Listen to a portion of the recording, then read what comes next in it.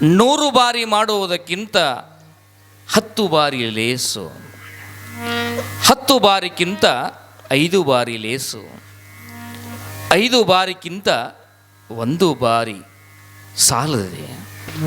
1 ಬಾರಿ ಸ್ಮರಣೆ ಸಾಲದೆ, 1 ಬಾರಿ ಸ್ಮರಣೆ ಸಾಲದೆ. ಆನಂದ ತೀರ್ಥರ ಪೂರ್ಣ ಪ್ರಜ್ಞರ ಸರ್ವಜ್ಞರಾಯರ ಮಧ್ವರಾಯರ 1 ಬಾರಿ ಸ್ಮರಣೆ ಸಾಲದೆ. 1 ಬಾರಿ ಸಾಲದೆ ಹೇಳ್ತಾರೆ.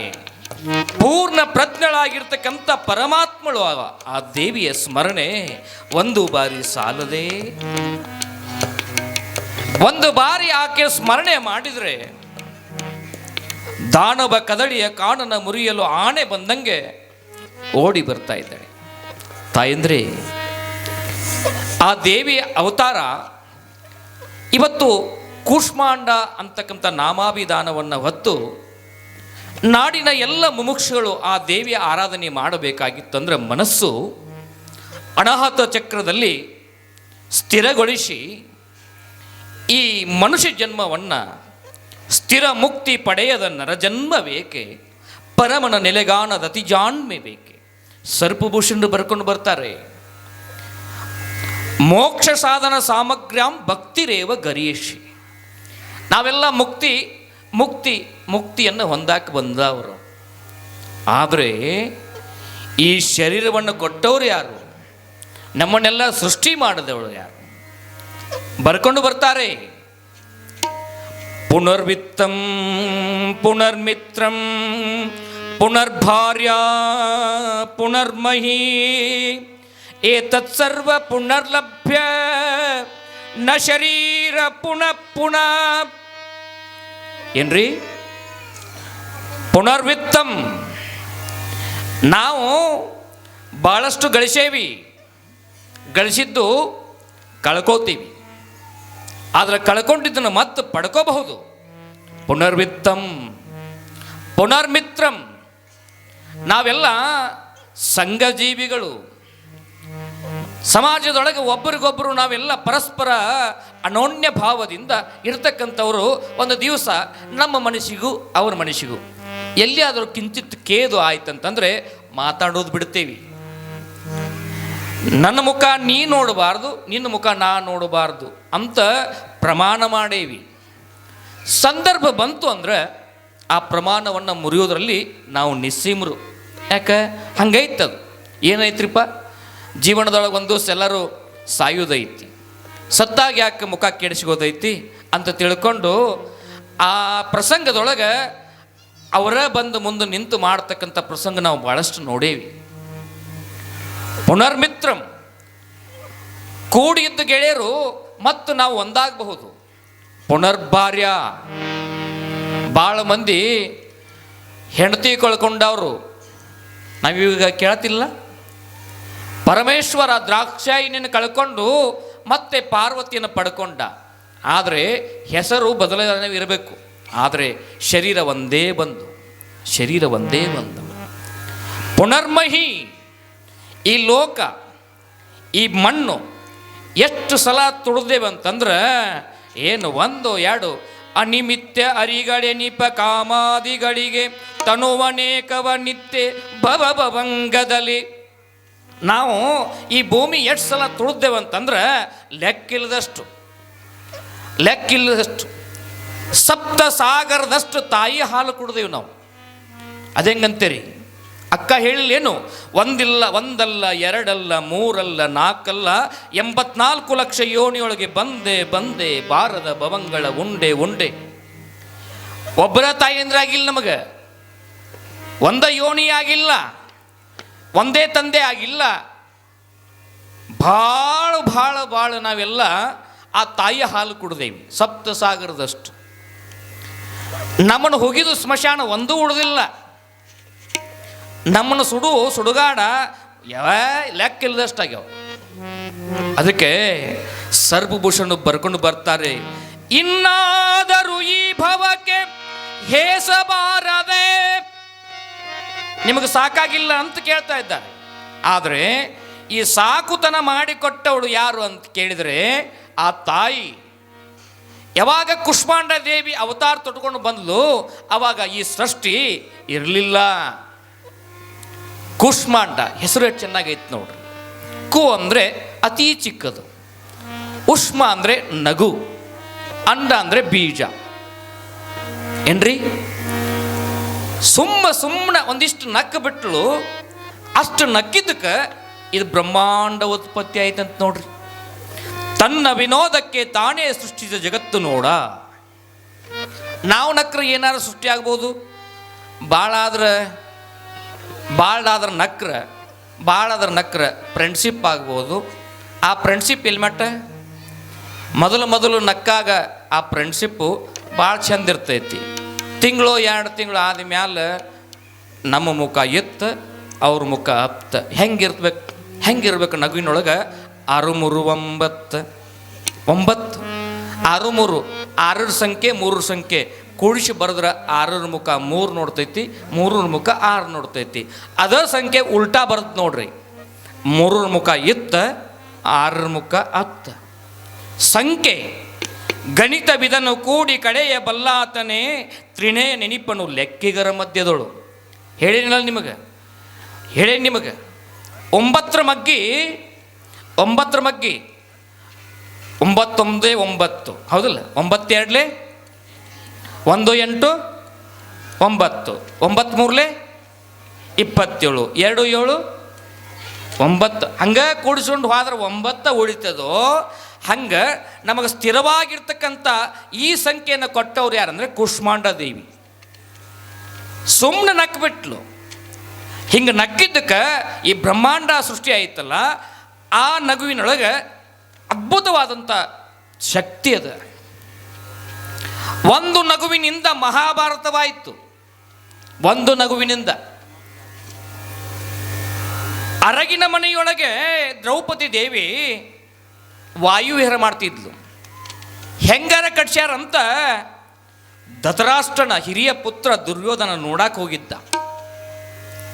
ಒಂದು ಕಡೆ ಹೋದ, ನೀರು ಹರಿದಂಗೆ ಕಾಣಕತ್ತಿತ್ತು. ಹೆದರಿ ನಿಂತ. ಒಬ್ಬರು ಬಂದರು, ಅದು ನೀರಲ್ಲ, ಅದು ತೋರಿಕೆವಾಗಿರ್ತಕ್ಕಂಥ ದರ್ಪಣದ ಹಾಸಿಗೆ ಐತಿ, ನೀವು ದಾಟಿ ಹೋಗ್ರಿ ಅಂದ. ದಾಟಿ ಹೋದ. ಅದ್ಭುತ ಅನಿಸ್ತು. ಮತ್ತೊಂದು ಕಡೆ ಹೂವಿನ ಹಾಸಿಗೆ ಹಾಸಿದಂಗಿತ್ತು.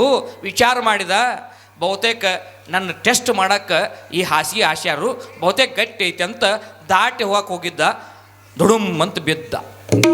ಅದರ ಬುಡಕ್ಕೆ ನೀರಿತ್ತು. ಇದನ್ನು ನೋಡಿ ನಕ್ಕಿರ್ತಕ್ಕಂಥ ದ್ರೌಪದಿ ನಕ್ಕಳಲ್ಲ, ಅವನಿಗೆ ಅಸಹ್ಯ ಅನಿಸ್ತು. ಯಾಕಂತಂದ್ರೆ ನಾವು ಓಡಿ ಬರುವಾಗ ಬಿದ್ದರೆ ಆ ಕಡೆ ಈ ಕಡೆ ನೋಡ್ತೀವಿ ನಾವು, ನಮ್ಮನ್ನ ಯಾರ್ಯಾರು ನೋಡತ್ತಾರೆ ಏನಂತ. ಯಾಕೆ? ಅಭಿಮಾನ. ಆ ಅಭಿಮಾನದಿಂದ ನಕ್ಕಿರ್ತಕ್ಕಂಥ ದ್ರೌಪದಿ ಸುಮ್ಮನೆ ಅಷ್ಟೇ ಬಿಡಲಿಲ್ಲ. ಕುರುಡನ ಮಗ ಕುರುಡ ಅಂದ್ಲು. ಅದನ್ನು ನೋಡಿ ಹಗೆಯನ್ನು ಸಾಧಿಸಿದಂಥ ದುರ್ಯೋಧನ ಯುದ್ಧ ಸಾರಿದ. ತುಂಬಿದ ಸಭೆಯಲ್ಲಿ ಆಕೆಯ ಸೀರೆ ಹರಣ ಮಾಡಿದ. ನಗುವಿನೊಳಗೆ ನಗುವನ್ನು ಉಂಟು ಮಾಡಬೇಕಂತ ನಗು ಇರಬೇಕು. ಇನ್ನೊಬ್ಬರ ಹೊಟ್ಟೆಯಲ್ಲಿ ಕಿಚ್ಚನ್ನು ಹಚ್ಚತಕ್ಕಂಥ ನಗುವೇನು. ಆದರೆ ತಾಯಿ ನಮ್ಮನ್ನೆಲ್ಲ ಪೊರಿಲಿಕ್ಕೆ ಹಿಂಗೆ ಸ್ವಲ್ಪ ನಕ್ಕು ಬಿಟ್ಲಲ್ಲ, ಬ್ರಹ್ಮಾಂಡ ತಯಾರಾಯಿತು. ನಗು ತನ್ನೊಳಗೆ ನಗುವನು ಜ್ಞಾನಿ, ಇನ್ನೊಬ್ಬರನ್ನು ನೋಡಿ ನಗುವನು ಅಯೋಗ್ಯ, ಪ್ರೇಮಿಯನ್ನು ನೋಡಿ ನಗುವನು, ಪ್ರೇಯಸಿಯನ್ನು ನೋಡಿ ನಗುವನು ಪ್ರೇಮಿ. ಆದರೆ ನಮ್ಮ ಎಲ್ಲ ಪುಣ್ಯ ಪಾಪಗಳನ್ನು ನೋಡದೆ ನಕ್ಕು ನಮಗೆ ಸುಖವನ್ನೇ ಉಂಟು ಮಾಡತಕ್ಕಂಥ ಕುಷ್ಮಾಂಡ ದೇವಿಯ ಆಕೆಯ ಸ್ಮರಣೆ ಎಷ್ಟು ಪೊಗಳಿದ್ರು ಕಡಿಮೆ. ನೋಡ್ರಿ, ಸುಮ್ಮನೆ ನಕ್ಕು ಬಿಟ್ಲು. ಆಕೆ ಇರ್ತಕ್ಕಂಥ ಜಾಗ ಎಲ್ಲಿ ಅಂತ ಕೇಳಿದ್ರೆ ಸೂರ್ಯನಲ್ಲಿ ಮೊನೆ. ನಮಗೊಂದಿಷ್ಟು ಬಿಸಿಲು ಹೆಚ್ಚಾದ್ರೆ ನಾವು ಬಿಸಿಲಿನ ತಾಪವನ್ನು ಸಹಿಸಲಾರದೆ ಎಲ್ಲೆಲ್ಲಿಯೋ ಕೂತ್ಕೊಳ್ತೀವಿ. ಆದರೆ ಸೂರ್ಯನಲ್ಲಿ ಇರತಕ್ಕಂಥ ಆಕೆಯ ಮನೆ ನೋಡಿದ್ರೆ ಸುಡುವಂಥ ಸೂರ್ಯನನ್ನು ಅವಳು ಸಮಾಧಾನ ಮಾಡತಕ್ಕಂಥ ಉಳಿದಾಳ. ಸೂರ್ಯನಲ್ಲಿ ಇರ್ತಕ್ಕಂಥ ದೇವಿ ಓಡೋಡಿ ಬಂದು ತನ್ನ ವಿನೋದಕ್ಕಾಗಿ ಸೃಷ್ಟಿ ಮಾಡಿರ್ತಕ್ಕಂಥ ಆ ಜಗತ್ತಿನೊಳಗೆ ಯಾರೂ ಇಲ್ಲದವ, ಯಾರೂ ಇಲ್ಲ, ಯಾರೂ ಇಲ್ಲ. ಆ ಸಂದರ್ಭದೊಳಗೆ ಅವಳು ವಿಚಾರ ಮಾಡ್ತಾ ಇದ್ದಾಳೆ. 4 ವಿಧದ ಈ ಬೀಜದವನ್ನು ತಗೊಂಡು ಬಂದಾಳ. ಬೀಜಗಳನ್ನು ಎಲ್ಲಿ? ತನ್ನ 8 ಭುಜಗಳಲ್ಲಿ ತನ್ನ ಬಲ ಕೈಯೊಳಗೆ ಅಮೃತದ ಕಲಶವನ್ನು ತಗೊಂಡು ಬಂದಾಳ. ಅಮೃತದ ಕಲಶವನ್ನು, ಆ ಅಮೃತದ ಕಲಶದೊಳಗೆ 4 ಪ್ರಕಾರದ ಜೀವಿಗಳದಾವ. ಯಾವುವು? ಅಂಡಜ, ಪಿಂಡಜ, ಉದ್ಬೀಜ, ಸ್ವೇದ್ಬೀಜ. ನಿಮಗೆಲ್ಲ ಗೊತ್ತಿರಬೇಕು. ನಾವೆಲ್ಲ ಕುಂತೇವೆ ನೋಡ್ರಿ. 8ಗೆ ನಿನ್ನ ದೇಹ, 8 ಕೋಟಿ ರೋಮ, 8 ಕೀಲ ಈ ಶರೀರ. ನಿಮ್ಮ ಕೈಲಿ ನೀವು ಮಾಪ್ ಮಾಡ್ಕೊಡ್ರಿ. ಈಗಲ್ಲ, ಮನೆಗೆ ಹೋಗಿ ಮಾಡ್ಕೊಡ್ರಿ. ಅದು 8ಗೆ ಏನಾಕತಿ? 1 ಇಂಚು ಹೇರಾಪೀರಿ ಆದ್ರೆ ಬರ್ರಿ ನನ್ನಂತೆ 8ಗೆ ಏನಾಕತಿ ಸುರೇಶ್ ಅವ್ರದು. ನಿಮ್ಮ ಕೈಲಿ ನೀವು ಮಾಪ್ ಮಾಡ್ಕೊರಿ. ಇದಕ್ಕೆ 8 ಕೀಲ, 8 ಕೋಟಿ ರೋಮ ಈ ಶರೀರಕ್ಕೆ. ಇದು ಈ ಶರೀರ ಎಲ್ಲಿ ಬಂದೈತೆ ಅಂತಂದ್ರೆ ಇದು ಪಿಂಡದಿಂದ ಬಂದದ. ಜರಾಯುಜ ನೋಡ್ರಿ, ತಾಯಿಯ ಹೊಟ್ಟೆಯೊಳಗೆ ಆ ಮಾಂಸದ ಮುದ್ದೆ ಮ್ಯಾಲೆ ಒಂದು ಜರೆ ಬೆಳೆದಿರ್ತದೆ. ಆ ಜರೆಯನ್ನು ಹರಿದು ನಾವು ಹೊರಗೆ ಬರ್ತೀವಿ. ಬಹುಶಃ ನಿಮಗೆ ಕನ್ಫರ್ಮ್ ಆಗಬೇಕಾಗಿತ್ತಂದ್ರೆ ನಿಮ್ಮ ಮನೆಯಲ್ಲಿರ್ತಕ್ಕಂಥ ಆಕಳು, ಎಮ್ಮೆ ಈ ಬೇಕಾದ್ರೆ ಅದು ಆ ಕರುವಿನ ಸುತ್ತ ಚೀಲ ಅಂತ ಬರ್ತದೆ. ಆ ಚೀಲ ಹರಿದು ಆ ಕರು ಹೊರಗೆ ಬರಬೇಕಾದ್ರೆ ನಿಮಗೆ ಗೋಚರ ಆಗ್ತದೆ. ಹೆಂಗೋ ಹಂಗೆ ನಾವು ಕೂಡ ಆ ತಾಯಿಯ ಜರೆಯನ್ನು ಹರಿದು ಆಕೆಯ ರಕ್ತವನ್ನು ನಾವು ನಾಶ ಮಾಡಿ ಹೊರಗೆ ಬರ್ತಕ್ಕಂಥ ಈ ಜೀವಿಗಳಿಗೆ ಪಿಂಡಜ ಅಂತ ಕರ್ಕೊಂಡು ಬರ್ತಾರೆ. ಇನ್ನು ಅಂಡಜ ಅಂತ ಕರ್ಕೊಂಡು ಬರ್ತಾರೆ. ಯಾವು? ಸಾಲ್ಯಾಗ ಕೊಡ್ತಾರೆ ನೋಡ್ರಿ. ಏನು ಕೊಡ್ತಾರು? ಉತ್ತತ್ತಿ ಅನ್ಬೇಕು ಅದಕ್ಕೆ. ತತ್ತಿ ಅಂದ್ರೆ ಇಲ್ಲಿ ಅವ್ವ ಸಿಟ್ಟಾಕಾಳು. ಉತ್ತತ್ತಿ ಹೂ ಅಟ್ಟು ಕುಡಿಸ್ಕೊಡ್ರಿ. ನಿಮಗೆ ಬಂದ್ರೆ ಅನ್ನಕ್ಕೆ ಬಂದ್ರೆ ಹೂ ಅನ್ರಿ, ಇಲ್ಕ ಆಮೇಲೆ ತತ್ತಿ ಅನ್ರಿ. ತತ್ತಿಯಿಂದ ಬರ್ತಕ್ಕಂಥವ್ರು ಹೌದಲ್ಲ? ಯಾವ ಬರ್ತಾವ್ರಿ ತತ್ತಿಯಿಂದ? ತತ್ತಿಯಿಂದ ಹೊರಗೆ ಬರ್ತಕ್ಕಂಥವ್ರು ಯಾವು? ನಿಮಗೆ ಅದ ಕೋಳೆ ಕಣಿಸ್ನ್ಯಾಗ ಬರ್ತಾವ ಬಿಟ್ಟು ನಿಮಗೆ. ಯಾಕೆ? ಸಾಲ್ಯಾಗ ತಪ್ಪಿದ ಕೂಡಲೇ ತಪ್ಪಿದ್ರೆ ಒಪ್ಪಿ ಕೊಳ್ಳಯ್ಯ. ಸ್ವಾಮಿಗಳು ಬಂತು, ರೆಡ್ಡಿಯರು ಬಂತು, ಲಿಂಗಾಯತರು ಬಂತು, ಎಲ್ಲರೂ ಬಂತು, ತತ್ತಿ ಹೊಡೆಯೋದೆ. ಅದಕ್ಕೆ ನಾವು ಅದಕ್ಕೆ ವಿಭೂತಿ ಅಂತ ಹೆಸರಿಟ್ಟೆವು. ಯಾಕೆ? ಬೆಳ್ಳಣ್ಣ ಬೆಳ್ಳದಿಂಗಳ ಸಾಲ್ಯಾಗ ಹರಡಿ ಅಂಗಳ. ಅಂಡ ತತ್ತಿಯಿಂದ ಬರ್ತಕ್ಕಂಥವ್ರು ಒಂದಿಷ್ಟು ಪ್ರಾಣಿಗಳು. ಇನ್ನು ಉದ್ಬೀಜ ಹೊಲದಾಗ ಬಿತ್ತೆ ನೋಡ್ರಿ. ಜೋಳ, ಗೋಧಿ, ಕಡಲೆ, ನವಣಿ, ರಾಗಿ ಇವೆಲ್ಲ ಬೀಜಗಳು ನೆಲಕ್ಕೆ ಹಾಕಿದ ಮ್ಯಾಲ ಉದ್ಭವವಾಗ್ತವ. ಉದ್ಬೀಜ. ಇನ್ನೊಂದು ಸಂಕುಲ ಐತಿ. ಯಾವುದು? ಸ್ವೇದ್ ಬೀಜ. ಆ ಒಟ್ಟ ಬೀಜ ಇಲ್ರಿ, ಬೀಜ ಇಲ್ಲ, ಆದರೂ ಹುಟ್ಟುತ್ತಾವ. ನಿಮಗೆ ಸರಳ ದೃಷ್ಟಾಂತ ಕೊಡ್ಬೇಕಂದ್ರೆ ದಾಸವಾಳ ಹೂವಿಂದ ಬೀಜ ಐತೆ ಅನ್ನುವ ನಿಮ್ಮ ಊರಾಗ ಇದ್ರೆ ಕೊಟ್ಟು ಕಳ್ಸಂಕಿರಿ. ಹೋಗ್ತಾ ತೊಗೊಂಡು ಹೋಗ್ತೀನಿ. ದಾಸವಾಳಕ್ಕೆ ಬೀಜ ಇಲ್ಲ, ಕಟ್ಟಿ ಕಡದ ಅದನ್ನ ನೆಲಕ್ಕೆ ಕೂರ್ತಾರೆ. ಕಬ್ಬಿಗೆ ಬೀಜ ಐತೇನ್ರಿ? ಇಲ್ಲ, ಅದನ್ನು ಕಬ್ಬ ನೆಲಕ್ಕೆ. ಅದು ನೋಡ್ರಿ, ಕಬ್ಬಕ್ಕೆ ನೆಲಕ್ಕೆ ಹಾಕಿದ ಮೇಲೆ ಹೋಗ್ಲಿ ಬಿಡ್ರಿ. ಇನ್ನೊಂದು ದೃಷ್ಟಾಂತ ಕೊಡ್ತೀನಿ. ನಮ್ಮ ತಲೆಯಾಗ ಉತ್ಪತ್ತಿ ಆಕವಲ್ಲ ಏನು? ಕೂದಲಲ್ಲ, ಕೂದಲೊಳಗಿರ್ತಾವ ನೋಡು. ಏನು? ಹೇನು. ಆ ಹೇನು ಯಾರು ತಂದು ಬೀಜ ಹೋಗದಾರ ತಲೆಯಾಗ? ಇಲ್ಲ. ಇನ್ನೊಂದನ್ನು ಅವಕ್ಕೆ ಪ್ರಿಡೇಟರ್ ಅಂತಾರೆ, ಪ್ಯಾರಾಸೈಟ್ ಅಂತಾರೆ. ಬೆವರಿನ ಹನಿಯಿಂದ ಉತ್ಪನ್ನವಾಗತಕ್ಕಂಥ ಬೀಜವನ್ನು ತಯಾರು ಮಾಡಿದಂಥವಳು ಯಾಳು ಅಂತಂದ್ರೆ ಕೂಷ್ಮಾಂಡ ದೇವಿ. ಅವನ ವಿಂಗಡೆ ಮಾಡ್ಕೊಂಡು ಹೋಗ್ತಾಳ. ಅಂಡಜ 21 ಲಕ್ಷ, ಪಿಂಡಜ 21 ಲಕ್ಷ, ಸ್ವೇದ್ಬೀಜ 21 ಲಕ್ಷ, ಇನ್ನು ಉದ್ಬೀಜ 21 ಲಕ್ಷ. ಒಟ್ಟು ಎಷ್ಟು ಲಕ್ಷ ಅದು ರೀ ಸ್ವಾಮಿಗಳ?